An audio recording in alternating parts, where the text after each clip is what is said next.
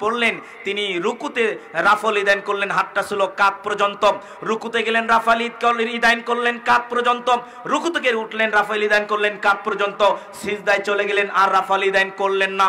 এটা যদি রাসূলের সুন্নাত হয়, আপনি তো শুধু মুখে বলে দিলেন যে রাসূলের সুন্নাতে জীবন গড়ি, কিন্তু রাসূলের সুন্নাতটা আপনি গলা কেটে দিচ্ছেন। এই জবাব আপনাকে দিতে হবে। একটা হাদিস নয়, প্রায় কয়েক শত হাদিস আল্লাহর নবীর মুখ নিঃসৃত বাণী রাফাল ইদাইন, কিন্তু আপনি বললেন কেন এটা যে এটা মানসুখ হয়ে গেছে? এই মানসুখ বলার, এই কথা বলার কারণেই আপনার জিহ্বা কিয়ামতের ময়দানে আল্লাহ কেটে দিবেন, অবশ্যই কেটে দিবেন, এই নবীর কথার বিরুদ্ধে আপনি শরীয়ত পরিচালনা করার কারণে। সম্মানিত উপস্থিতি, এরপরে আমরা ইমামের পিছনে সূরা ফাতিহা পাঠ করি, আমাদেরকে দেখতে পারা হয় না। জনে কয়েক মুফতি সাহেব বললেন, কেউ যদি আমাদের সালাত জাল প্রমাণ করতে পারে, সৌদি আরবের আলেম যদি আসে, ভারতের আলেম যদি আসে, জাল প্রমাণ করতে পারলে আমি আহলে হাদিস হয়ে যাব। আমি তোমাকে বলি জনাব, তোমাকে আমরা জাল প্রমাণ করতে আসি নাই। তুমি যে সারা জীবন সালাত পড়েছো, ইমামের পিছনে যদি সূরা ফাতিহা পাঠ না করো, তোমার সালাত বাতিল। আমি আলামিনের কথা নয়, এই কথা ছিলেন আল্লাহ নবী সাল্লাল্লাহু আলাইহি ওয়াসাল্লামের বক্তব্য। আল্লাহ নবী সাল্লাল্লাহু আলাইহি সাল্লাম বলেছেন, হাদিসটা বুখারীর 756 নম্বর, মুসলিমের 874 থেকে শুরু করে 882 নম্বর হাদিস, মিশকাতের 822 823, আন উবাদা বিন সামিত রাদিয়াল্লাহু তাআলা আনহু ক্বালা রাসূলুল্লাহ সাল্লাল্লাহু আলাইহি সাল্লাম, লা সালাতা লিমান লাম ইয়াকরাউ বিফাতিহাতিল কিতাব। সূরা ফাতিহা ছাড়া কোনো সালাত, কোনো রাকাত আল্লাহর দরবারে কবুল হয় না, হবে না কিয়ামত পর্যন্ত। আল্লাহ রাসূল সাল্লাল্লাহু আলাইহি ওয়াসাল্লাম সহিহ ইবনে হিব্বানের 1841 নম্বর হাদিসে বলেন, এই সাহাবীরা আমার পিছনে কি তিলাওয়াত করেছো?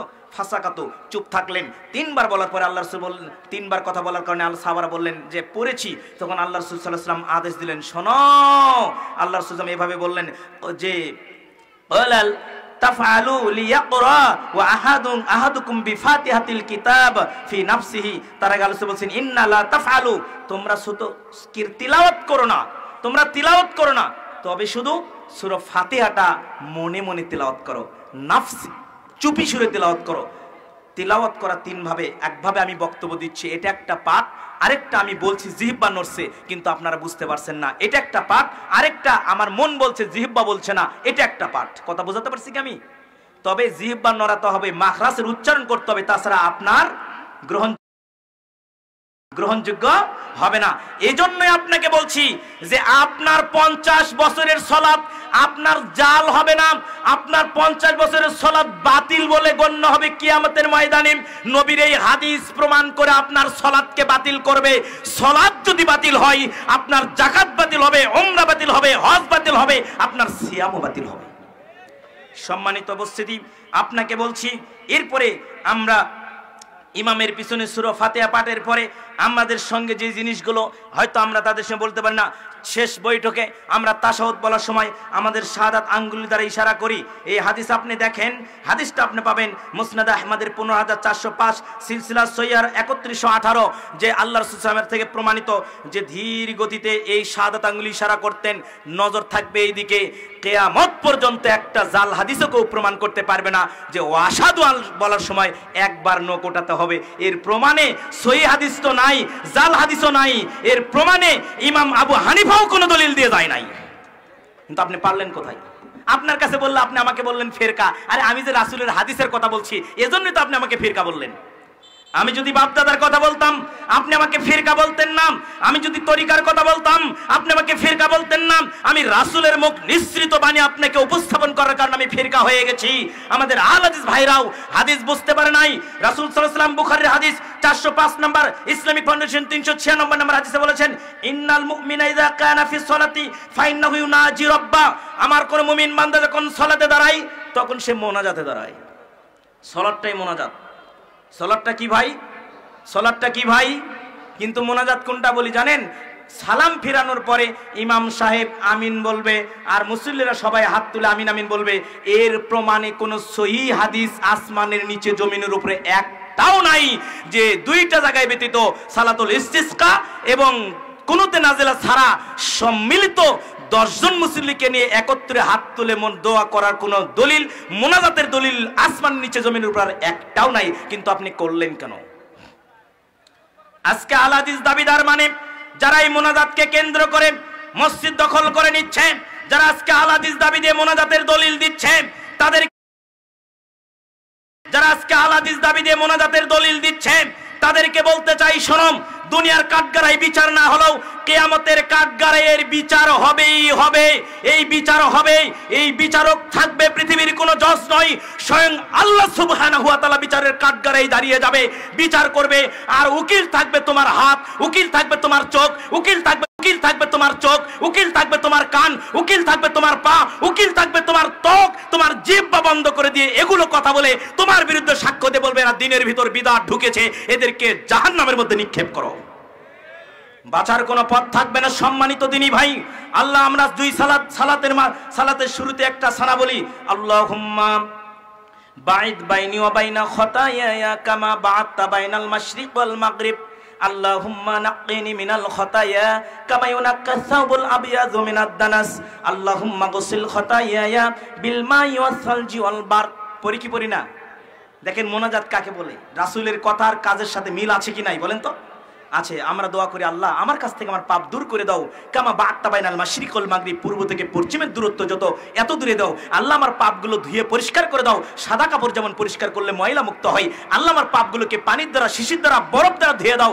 এরপরও আমরা দুই সিজদার মাঝখানে বলি, আল্লাহুম্মা গফিরলি ওয়ারহামনি ওয়াজবুরনি ওয়াহদিনি ওয়াআফিনি ওয়ারযুকনি, আল্লাহ তুমি আমাকে ক্ষমা করো, আল্লাহুম্মা গফিরলি ওয়ারহামনি, তুমি আমাকে রহম করো, ওয়াজবুরনি, আমার অবস্থার পরিবর্তন করো, গরিব আছি ধনী বানাও, অসচ্ছলতা আছি সচ্ছলতা দিয়ে দাও, ওয়াজবুরনি ওয়াহদিনি, হেদায়েত দাও, ওয়াআফিনি, আমাকে সুস্থ রাখো, ওয়ারযুকনি, আমাকে রিজিকের ব্যবস্থা করে দাও। সুবহানাল্লাহ বলেন না? এটা কি মোনাজাত নয়? এটা কি মোনাজাত নয়? এরপরেও কেন মোনাজাত না আপনি মসজিদ বিভক্ত করলেন, মারামারি করলেন? এই জবাব আপনাকে কিয়ামতের কাঠগড়ায় আল্লাহর কাছে দিতে হবে। আল্লাহ রাসূল সাল্লাল্লাহু আলাইহি ওয়াসাল্লাম এরপর আমরা মাসুরা বলি, যদিও মাসুরা বলতে যে কোনো দোয়াকে বোঝানো হয়েছে। আল্লাহুম্মা ইন্নী যালামতু নাফসি যুলমান কাসীরা ওয়া লা ইয়াগফিরুয যুনুবা ইল্লা আনতা, আল্লাহ নিজের অন্তরের উপর জুলুম করেছি, অসংখ্য জুলুম, জুলমান কাসীরা ওয়া লা ইয়াগফিরুয যুনুবা ইল্লা আনতা, এত পরিমাণ জুলুম করেছি আল্লাহ, তুমি ছাড়া মাফ করার কেউ নাই, তুমি মাফ করতে পারো, অতএব তোমার বিশেষ ক্ষমা, বিশেষভাবে আমার পাপগুলোকে ক্ষমা করে দাও। এর চেয়ে কি আর দোয়া আছে? এর চেয়ে কি আর দোয়া আছে? এরপরেও নবী বলে দিলেন, আয়েশা রাদিয়াল্লাহু তাআলা বললেন, বুখারী মুসলিম মিশকাতের 49 নম্বর হাদিস, আয়েশা বলেছেন আল্লাহর রাসূল চারটা বিষয়ে মোনাজাত না করে সালাম ফিরতেন না। আল্লাহুম্মা ইন্নী আউযু বিকা মিন আযাবি জাহান্নাম ওয়া আউযু বিকা মিন আযাবিল কবর ওয়া আউযু বিকা মিন ফিতনাতিম মাসিহিদ দাজ্জাল, আল্লাহ তুমি আমাকে কবরে আযাব থেকে বাঁচাও, তুমি আমাকে জাহান্নামের আগুন থেকে বাঁচাও, আল্লাহ তুমি আমাকে ওই যে দাজ্জালের ফিতনা থেকে বাঁচাও। শুধু তাই নয়, দুনিয়ার এই চাকচিক্য বাড়ি গাড়ি জায়গা জমিন লোভ লালসা, সন্তানের লোভ, বিবির লোভ, দুনিয়ার যাবতীয় লোভ লালসার থেকে তুমি আমাকে বাঁচাও, তুমি আমার অন্তরটাকে তোমার পথে পরিচালিত করো। এরপর আল্লাহর রাসূল দোয়া করেছেন সালাম ফেরানোর আগে, আল্লাহুম্মা ইন্নী আসআলুকাল জান্নাতুল ফিরদাউস, আল্লাহুম্মা আজিরনি মিনান নার, আল্লাহুম্মা আজিরনি মিনান নার। অসংখ্য মোনাজাতের দোয়া আপনি সালাম ফেরার আগে করেন, পরে নয়। পরের ফজিলত কি? যদি কেউ আয়াতুল কুরসি পরে সালাম ফিরানোর পরে ওই ব্যক্তির জন্য জান্নাত অবধারিত, মরবে আর জান্নাতে যাবে, বলেন সুবহানাল্লাহ। যদি কোনো ব্যক্তি এতটুকু বলে, রাদিতু বিল্লাহি রাব্বা ওয়া বিল ইসলামি দীনা ওয়া বি মুহাম্মদ সাল্লাল্লাহু আলাইহি সাল্লাম নাবিয়্যা, আল্লাহ রাসূল বললেন যে এতটুকু যদি কোনো ব্যক্তি বলে সালাম ফেরানোর পরে ওই ব্যক্তির জন্য জান্নাত অবধারিত, জান্নাত ওয়াজিব হয়ে যাবে, বলেন সুবহানাল্লাহ। আজকে এগুলোকে কবর দিয়ে আজকে আমরা ফরজ সালাতের শেষে একটা তাসবিহ যোগ হয়েছে কিছু কিছু মসজিদে, সালাম ফেরানোর পরে ইমাম বলবে আল্লাহু আকবার, আস্তাগফিরুল্লাহ আস্তাগফিরুল্লাহ আস্তাগফিরুল্লাহ, কথা বলেন ঠিক কিনা? অথবা আস্তাগফিরুল্লাহ আগে বলবে, তবে আল্লাহু আকবার বলারও দলিল আছে। আল্লাহু আকবার বলবেন, আস্তাগফিরুল্লাহ বলবেন, কিন্তু ইমাম সাহেব সালাম ফেরা বলতেছে দানের কৌটাটা ছেড়ে দেন। এটা কয় নম্বর তাসবিহ বলেন তো? এটা কয় নম্বর তাসবিহ আপনি বললেন? এর জবাব আল্লাহকে দিতে হবে, দিতে হবে না? সম্মানিত উপস্থিতি, আপনাকে বলছিলাম সলাতের গুরুত্ব পদ্ধতি। এরপরে আপনাকে বলছি যে আপনি তাশাহুদ বৈঠক দ্বারা, মানে শাহাদাত আঙ্গুল দ্বারা ইশারা করবেন, সলাত আদায় করবেন। আর একটা হাদিস বলছি, যে হাদিসটা আমার আলোচনা শেষ। রাসূল সাল্লাল্লাহু আলাইহি সাল্লাম বললেন, যে হাদিসটা বুখারী 1678, 1679, বুখারী 1684, ইসলামিক ফাউন্ডেশন 1514। আবু হুরায়রা বর্ণনা করেছেন, রাসূল বলেছেন, ইজা উকিমাতিস সালাতু ফালা সালাতা ইল্লাল মাকতুবা, ফরজ সালাতের ইকামত হলে ফরজ ব্যতীত সব সালাত পড়া হারাম, নিষিদ্ধ। এ কথা কে বললেন? আল্লাহর নবী। কে বললেন? আল্লাহর নবী। সেই নবীর এই হুকুমকে আজকে আমরা অমান্য করে দেই। ফজরের জামাত শেষ হয়ে যায়, মুসল্লি এসে আগে সুন্নাত পড়ে। কথা বলেন ঠিক কিনা? অথচ তারা একটা কথা বলে যে আল্লাহ রাসূল বলেছে ফজরের পর আর কোনো সালাত নেই। এই কথা সত্য।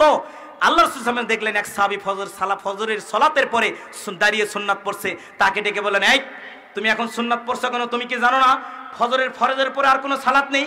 তখন তিনি বললেন, আল্লাহর নবী, আমি ফরজের আগে সুন্নাত পড়তে পারিনি, এজন্যই আমি পড়লাম।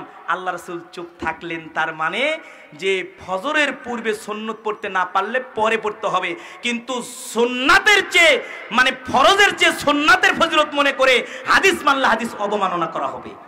আল্লাহ আপনাকে আমাকে বোঝার তৌফিক দান করুন। আমরা বলি আল্লাহুম্মা আমিন। আসলে আমি আপনাকে সালাতের গুরুত্ব সম্পর্কে যে হাদিসগুলো বলতে চেয়েছিলাম বলতে পারলাম না।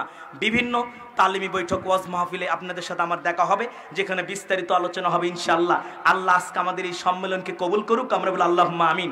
যে প্রশাসন ভাই, আমাদের ডিআই1 স্যার সহ, এসপি স্যার সহ, বগুড়া জেলার বিভিন্ন এনএসআই সহ, ডিবি সহ, গোয়েন্দা বিভাগ সহ যারাই আছেন এখানে, যারা অনুমতি দিয়েছেন তাদেরকে অসংখ্য ধন্যবাদ জানিয়ে তাদের সহযোগিতা প্রোগ্রাম শেষ পর্যন্ত চেয়ে আমরা কথা এখানে আমি শেষ করলাম। আলোচনার মধ্যে ভুল হলে ভুলটা সংশোধন করে দিবেন। আল্লাহ আপনাকে আমাকে কবুল করুক। আমরা বলি আল্লাহুম্মা আমিন। আহলে হাদিস আন্দোলনের এই সম্মেলনকে কবুল করুক। আমরা বলি আল্লাহুম্মা আমিন। আসসালামু আলাইকুম ওয়া রাহমাতুল্লাহি ওয়া বারাকাতুহু।